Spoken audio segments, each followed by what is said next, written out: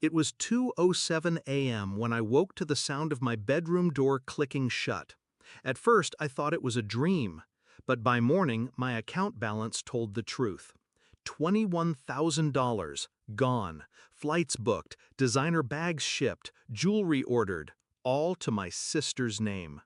I stared at the transactions on my phone, my chest tight, my throat dry.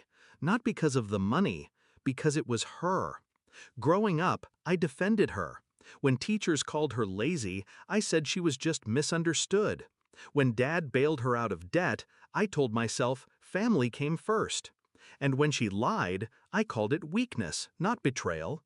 But weakness doesn't explain a theft at 2 a.m. Weakness doesn't spend $21,000 in less than 12 hours. That wasn't weakness. That was choice.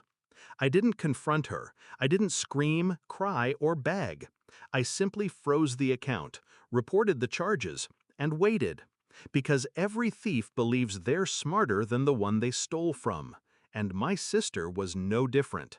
A week later, she walked back through our father's door, crocodile tears streaming. Dad put a protective arm around her and swore to me she'd never touch my money again. He looked at me like I was supposed to forgive, like blood was thicker than theft. But I just smiled, because the card she used wasn't mine. Months before, I had opened a second account in my name. Same card design, different number. I used it rarely, but I kept it alive, waiting. Because I knew her patterns, the late-night sneaking, the need for fast thrills. She didn't steal my card that night. She stole the bait. And every dollar she spent wasn't mine. It was the bank's. Fraud, documented, traceable. I handed everything to the investigator, the statements, the camera footage I'd installed in the hallway months earlier, the timestamps of her entering my room.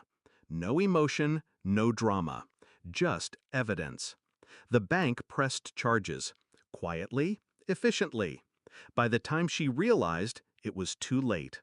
The calls started first, her voice cracking through the phone. "Please, you have to help me. They're saying I stole." I hung up.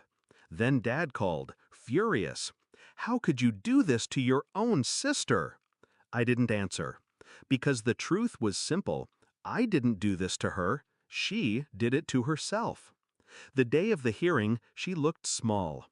No designer bags, no jewelry, just trembling hands and a court-appointed lawyer flipping through papers he barely understood. I sat in the back row, calm, watching. The judge read out the charges. Credit card fraud, identity theft, grand larceny. Her eyes darted toward me, desperate, as if I'd stand up and rescue her. As if I'd forget the night she stood in my room, stealing from the sister who once covered for her sins. I didn't move. The sentence wasn't long, 2 years, reduced with probation. But in those minutes, I saw the empire she had built.